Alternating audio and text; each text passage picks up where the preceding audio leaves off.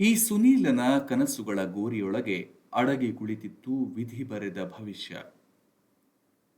ಸುನೀಲ್ ಮೂರಕ್ಷರದ ಈ ಹೆಸರಿನ ಪ್ರತಿಭಾವಂತನೊಬ್ಬ ಕನ್ನಡ ಚಿತ್ರರಂಗದ ಮೂರು ಲೋಕವನ್ನು ಭೇದಿಸುವ ತವಕದಲ್ಲಿದ್ದಾಗಲೇ ವಿಧಿ ಮುನಿಸಿಕೊಂಡಿತು.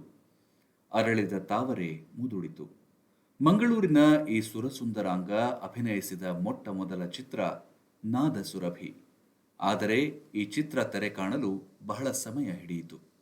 ಇದರ ನಂತರ ಸುನೀಲ್ ಅಭಿನಯಿಸಿದ ಚಿತ್ರ ಶ್ರುತಿ.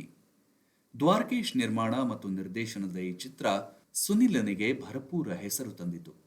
ಆಮೇಲೆ ಹಿಂತಿರುಗಿ ನೋಡದ ಸುನಿಲ್ ಒಂದರ ಹಿಂದೊಂದರಂತೆ ಸಿನಿಮಾಗಳಲ್ಲಿ ನಟಿಸುತ್ತಾ ಬ್ಯುಸಿಯಾದ. ಇವುಗಳಲ್ಲಿ ಮುಖ್ಯವಾದವುಗಳು ಮಾಂಗಲ್ಯ, ಸಿಡಿದೆದ್ದ ಶಿವ, ಸಿಂಧೂರ ತಿಲಕ, ತವರು ಮನೆ ಉಡುಗೊರೆ, ಕಲಿಯುಗ ಸೀತೆ, ಮಾಲಾಶ್ರೀ ಮಾಮಾಶ್ರೀ, ಮನಮೆಚ್ಚಿದ ಸೊಸೆ, ಬೆಳ್ಳಿ ಕಾಲುಂಗುರ ಇತ್ಯಾದಿ ಇತ್ಯಾದಿ. ಬೆಳ್ಳಿ ಕಾಲುಂಗುರ ಇದು ಮಾಲಾಶ್ರೀ ಸಿನಿಮಾನ ಅಥವಾ ಸುನೀಲ್ ಸಿನಿಮಾನ ಎನ್ನುವ ಸಣ್ಣ ಕನ್ಫ್ಯೂಷನ್. ಕಾರಣ, ಇಬ್ಬರಿಗೂ ಸಮಾನ ಅವಕಾಶಗಳು, ಇಬ್ಬರಿಗೂ ಸಮಾನ ಪೈಪೋಟಿಯ ದೀಕ್ಷೆ. ಯಾರು ಹೆಚ್ಚು ಯಾರು ಕಮ್ಮಿ? ಕಷ್ಟ ಕಷ್ಟ. ಒಂದು ಹಂತದಲ್ಲಿ ಸುನೀಲ್ ಮೇಲುಗೈ ಪಡೆದರೆ ಮತ್ತೊಂದು ಹಂತದಲ್ಲಿ ಮಾಲಾಶ್ರೀ ಮೇಲುಗೈ ಪಡೆಯುತ್ತಾರೆ. ಇವರಿಬ್ಬರ ಈ ಪೈಪೋಟಿಗೆ ಕಾರಣವಾದದ್ದು ಚಿತ್ರದಲ್ಲಿ ಬಳಕೆಯಾದ ಸನ್ನಿವೇಶಗಳು. ಬೆಳ್ಳಿ ಕಾಲುಂಗುರ 1992ರಲ್ಲಿ ತೆರೆ ಕಂಡ ಸಿನಿಮಾ. ಭರ್ತಿ 33 ವರ್ಷಗಳು. ಈ 33 ವರ್ಷಗಳಲ್ಲಿ ಕನ್ನಡ ಚಿತ್ರರಂಗ ಹಲವು ಮಗ್ಗಲುಗಳನ್ನು ಬದಲಾಯಿಸಿಕೊಂಡಿದೆ. ಆದರೆ ಬೆಳ್ಳಿ ಕಾಲುಂಗುರ ಮಾತ್ರ ಸದಾ ನೆನಪಿನಲ್ಲಿ ಉಳಿಯುವಂತಹ ಚಿತ್ರವೆಂದು ಧಾರಾಳವಾಗಿ ಹೇಳಬಹುದು. ಇಲ್ಲೊಂದು ದುರಂತದ ಕಥೆ ಇದೆ. ಅದು ಈ ಚಿತ್ರದ ನಾಯಕ ಸುನೀಲನ ಅನಿರೀಕ್ಷಿತ ಸಾವಿನ ದುರಂತ. ಇದು ನಡೆದದ್ದು 1994ರ ಜುಲೈ 24ರಂದು. ಸುನೀಲ್ ಕಾಲವಾಗಿ ಭರ್ತಿ 31 ವರ್ಷ. ಆದರೆ ಬೆಳ್ಳಿ ಕಾಲುಂಗುರದ ನೆನಪನ್ನ ಮಾತ್ರ ಬಿಟ್ಟು ಹೋಗಿದ್ದಾರೆ ಈ ಚಾಕ್ಲೇಟ್ ಹೀರೋ. ಈ ನಾಯಕನ ನಿರ್ಗಮನವಾಗಿ 31 ವರ್ಷ ಕಳೆದಿರುವ ನಿಮಿತ್ತ ಈತನ ಕುಟುಂಬ ವರ್ಗ ಪತ್ರಿಕೆಗಳಲ್ಲಿ ಪುಟ್ಟದೊಂದು ಜಾಹೀರಾತು ನೀಡಿ ತಮಗೆ ತಾವೇ ಸಾಂತ್ವನ ಹೇಳಿಕೊಂಡಿದ್ದಾರೆ. ಅದರ ವಿವರ ಇಂತಿದೆ. ನಮ್ಮೆಲ್ಲರ ಎದುರೇ ಆಡಿ ಬೆಳೆದ ನಮ್ಮ ಕುಟುಂಬದ ಕುಡಿ ನೀನು. ಕನ್ನಡ ಚಿತ್ರರಂಗದಲ್ಲಿ ನೀನು ಏರಿದ ಎತ್ತರ ಅಗಣಿತವಾದದ್ದು. ಮಿಂಚೊಂದು ಮಿಂಚಿ ಮರೆಯಾದಂತೆ ನೀನು ನಮ್ಮಿಂದ ಮರೆಯಾಗಿ 3 ದಶಕಗಳೇ ಕಳೆದರೂ ನಮ್ಮೆಲ್ಲರ ಮನದಲ್ಲಿ ಎಂದೆಂದಿಗೂ ನೀನು ಅಜರಾಮರ. ಇಂತಿ ನಿನ್ನ ಪ್ರೀತಿಯ ಕುಟುಂಬ ವರ್ಗ. ಹಾಗಿದ್ದರೆ ಚಂದದ ಭರವಸೆಯ ನಟ ಅಕಾಲಿಕವಾಗಿ ನಮ್ಮಿಂದ ದೂರವಾಗಲು ಕಾರಣವೇನು? ಅದೊಂದು ಭೀಕರ ರಸ್ತೆ ಅಪಘಾತ. ಈ ಬಗೆಗಿನ ವಿವರಕ್ಕೂ ಮೊದಲು ಸುನೀಲನ ವೃತ್ತಿ ಬದುಕಿನ ಆಳ ಅಗಲವನ್ನು ಅಳೆದು ಬಿಡೋಣ. ಮಂಗಳೂರಿನ ಈ ಚೆಲುವ ನಾದಸುರಭಿ ಸಿನಿಮಾದ ಮೂಲಕ ಚಿತ್ರರಂಗ ಪ್ರವೇಶ ಮಾಡಿದ. ಈತನಿಗೆ ಬ್ರೇಕ್ ಸಿಕ್ಕಿದ ಸಿನಿಮಾ ದ್ವಾರಕೀಶ್ ನಿರ್ಮಿಸಿ ನಿರ್ದೇಶಿಸಿದ ಶ್ರುತಿ ಚಿತ್ರದ ಮೂಲಕ. ಮುಂದೆ ಮಾಲಾಶ್ರೀ ಜೊತೆ ಎಡೆಬಿಡದಂತೆ ನಟಿಸಿದ ಸುನೀಲ್ ಆಕೆಯ ಜೊತೆಗಿನ ರಂಗುರಂಗಿನ ಗಾಸಿಪ್ಗೂ ಕಾರಣವಾದರು. ಒಂದು ಹಂತದಲ್ಲಿ ಮದುವೆಯ ಪ್ರಸ್ತಾಪದ ಗಾಸಿಪ್ ಕೂಡ ಹರಡಿದ್ದಿದೆ. ಇದು ಗಾಸಿಪ್ಪೋ ಅಥವಾ ವಾಸ್ತವದ ಸುದ್ದಿಯೋ ಎನ್ನುವುದನ್ನು ಮುಂದೆ ಚರ್ಚಿಸೋಣ.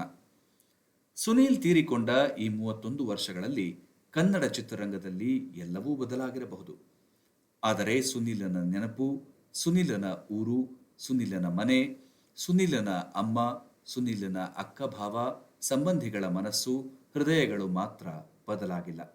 ಅವು ಸುನೀಲನ ಅಗಲಿಕೆಯನ್ನು ನೆನೆಸಿಕೊಂಡು ಈಗಲೂ ತುಡಿಯುತ್ತಿವೆ. ಬನ್ನಿ, ಸುನೀಲನ ಬದುಕಿನತ್ತ ಒಂದು ಸುತ್ತು ಹಾಕಿ ಬರೋಣ. ಸುನೀಲ್ ವೃತ್ತಿ ಬದುಕಿನ ದಿನಗಳತ್ತ ಒಂದು ಕಿರುನೋಟ ಬೀರಿದರೆ ಅದು ಆರಂಭವಾಗುವುದು ರಾಜ್ಕುಮಾರ್ ರಸ್ತೆಯ ಅಭಿಮಾನಿ ಪ್ರಕಾಶನದ ಅರಗಿಣಿ ಪತ್ರಿಕೆಯ ಮೆಟ್ಟಿಲ ಮೇಲಿಂದ. ಗುರುಕಿರಣ್ ಮತ್ತು ಸುನೀಲ್ ಆತ್ಮೀಯ ಗೆಳೆಯರು. ಇಬ್ಬರೂ ಯಾವ ಗುರಿಯೂ ಇಲ್ಲದೆ, ಯಾವ ಗುರುವೂ ಇಲ್ಲದೆ ಅಂದಿನ ದಿನಗಳಲ್ಲಿ ಅರಗಿಣಿ ಸಿನಿಮಾ ಪತ್ರಿಕೆಯ ಆಫೀಸಿನ ಮೆಟ್ಟಿಲ ಮೇಲೆ ಕುಳಿತರೆಂದರೆ ಮುಗಿಯಿತು. ಲಂಗು ಲಗಾಮಿಲ್ಲದ ಮಾತುಗಳ ಕುದುರೆಯ ಓಟ. ಗುರುಕಿರಣ್ ಮತ್ತು ಸುನೀಲ್ ಇಬ್ಬರಿಗೂ ನಾಯಕರಾಗುವ ಹುಚ್ಚು. ಆಗಿನ ಕಾಲದ ಓಟದಲ್ಲಿ ಗುರುಕಿರಣ್ ಸಂಗೀತ ನಿರ್ದೇಶಕರಾದರು, ಸುನೀಲ್ ನಾಯಕ ನಟರಾದರು. ಒಂದೊಂದೇ ಅವಕಾಶಗಳು ಈ ಇಬ್ಬರು ದಕ್ಷಿಣ ಕನ್ನಡಿಗರಿಗೆ ಸಿಗುತ್ತಿರುವಂತೆ ಅವರವರ ದಾರಿಯನ್ನು ಅವರವರು ಹುಡುಕಿಕೊಂಡು ಬಿಟ್ಟರು. ಗುರುಕಿರಣ್ ಉಪೇಂದ್ರರ ಮಡಿಲಿಗೆ ಬಿದ್ದರೆ ಸುನೀಲ್ ಮಾಲಾಶ್ರೀ ಮಡಿಲಿಗೆ ಬಿದ್ದರು. ಇಬ್ಬರೂ ಬೆಳೆಯುತ್ತಾ ಹೋದರು. ಆ ಹೊತ್ತಿಗೆ ಸರಿಯಾಗಿ ಅತಿರಥ ಮಹಾರಥ ನಾಯಕರೆಲ್ಲ ಸುನಿಲ್ ಮೇಲೆ ಒಂದು ಕಣ್ಣಿಡುವಂತಾಗಿತ್ತು. ಮಾಲಾಶ್ರೀ ಕೇರ್ ಆಫ್ನಲ್ಲಿ ಸುನೀಲ್ ಬೆಳೆದೇ ಬೆಳೆದ. ಕೊನೆಗೆ ಆ ಮಾಲಾಶ್ರೀ ಜೊತೆಗಿರುವಾಗಲೇ ಬದುಕಿನ ಎಲ್ಲಾ ವ್ಯವಹಾರಗಳನ್ನು ಚುಕ್ತಾ ಮಾಡಿ ಹೊರಟೇ ಬಿಟ್ಟನಲ್ಲ ಸುನಿಲ್. ತುಂಬಾ ಚಂದದ ಹುಡುಗ. ಇವತ್ತೇನಾದರೂ ಇದ್ದಿದ್ದರೆ ಕನ್ನಡ ಬೆಳ್ಳಿತೆರೆಯನ್ನು ಆಳುವ ತಾಕತ್ತುವಂತನಾಗುತ್ತಿದ್ದ. ದುರಾದೃಷ್ಟವಂತ. ಆಪ್ತ ಗೆಳತಿ ಮಾಲಾಶ್ರೀ ಜೊತೆ ಒಂದು ರಾತ್ರಿ ಸಂಗೀತ ಕಾರ್ಯಕ್ರಮ ನೀಡಿ ದಾವಣಗೆರೆ ಮಾರ್ಗವಾಗಿ ಕಾರಿನಲ್ಲಿ ಬರುತ್ತಿರುವಾಗ ಮುಖಾಮುಖಿ ಡಿಕ್ಕಿಯಿಂದ ವಾಹನವೊಂದು ಸುನೀಲ್ನನ್ನು ಅಪ್ಪಚ್ಚಿ ಮಾಡಿತು. ಮಾಲಾಶ್ರೀ ಹೇಗೋ ಬಚಾವಾದರು. ಅಪಘಾತ ನಡೆದ ಜಾಗ ಮತ್ತು ರೀತಿಯಿಂದಾಗಿ ಒಂದು ಹಂತದ ಗಾಸಿಪ್ ಹರಡಿದ್ದು ನಿಜ. ಬೇಕಂತಲೇ ಬೆಳೆಯುತ್ತಿದ್ದ ನಾಯಕ ನಟನೊಬ್ಬನ ಕೊಲೆ ನಡೆಯಿತೆಂದು ಹೇಳಿಕೊಂಡು ಓಡಾಡಿದವರು ಇದ್ದಾರೆ. ಒಮ್ಮೆ ಶಂಕರ್ನಾಗ್ ಅವರ ಸಾವನ್ನು ನೆನಪಿಸಿಕೊಳ್ಳಿ. ಅದೇ ದಾವಣಗೆರೆ, ಅದೇ ರಸ್ತೆ, ಅದೇ ಅಪಘಾತ. ಅದೊಂದು ಆಕಸ್ಮಿಕ ಅಪಘಾತ. ಆದರೆ ಜನ ಏನೇನೂ ಮಾತಾಡಿಕೊಂಡರು. ಸುನೀಲನನ್ನು ಕೊಲೆ ಮಾಡಲಾಯಿತು ಎನ್ನುವ ಗಾಸಿಪ್ ಕೂಡ ಹರಿದಾಡಿದವು. ಏಕೆ ಕೊಲೆ ಮಾಡಬೇಕು ಅಲ್ವೇ? ಯಾವುದೋ ಸಂಗೀತ ಸಂಜೆಯಲ್ಲಿ ಭಾಗವಹಿಸಿ ಬರುವಾಗ ಮುಂಜಾನೆಯಾಗಿತ್ತು. ಜೊತೆಗೆ ಮಾಲಾಶ್ರೀ ಇದ್ದರು. ಅಪಘಾತವಾಯಿತು ಅಷ್ಟೆ. ಮಾಲಾಶ್ರೀ ಬದುಕುಳಿದರು. ಜೊತೆಗೆ ಕಾರಿನ ಹಿಂದಿನ ಸೀಟಿನಲ್ಲಿ ಮಲಗಿದ್ದ ಅಜಯ್ ಕೂಡ ಬದುಕುಳಿದ. ಮಾಲಾಶ್ರೀ ಮತ್ತು ಸುನೀಲ್ ಪರಸ್ಪರ ತುಂಬಾ ಹಚ್ಚಿಕೊಂಡಿದ್ದರು. ಅವರ ಗೆಳೆತನದ ಬಗ್ಗೆ ಅನುಮಾನಗಳಿರಲಿಲ್ಲ. ಆಕೆ ಸಾಕಷ್ಟು ಸಲ ಬಾರ್ಕೂರಿಗೆ ಹೋಗಿದ್ದರು. ಆ ಮನೆಯಲ್ಲೇ ಒಂದಷ್ಟು ದಿನವಿದ್ದು ಬಂದಿದ್ದರು.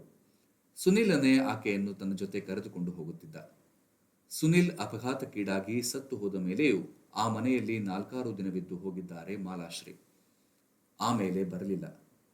ಏಕೆ ಬರಬೇಕು ಅಲ್ವೇ? ಒಂದು ವೇಳೆ ಸುನೀಲ್ ಬದುಕಿದ್ದಿದ್ದರೆ ಮಾಲಾಶ್ರೀ ಅವರನ್ನೇ ಮದುವೆಯಾಗಿರುತ್ತಿದ್ದರೋ ಗೊತ್ತಿಲ್ಲ. ವಿಧಿ ಬಿಡಬೇಕಲ್ಲವೇ? ಅಲ್ಲಿಗೆ ಮುಗಿಯಿತು ಸುನೀಲನ ಬದುಕು.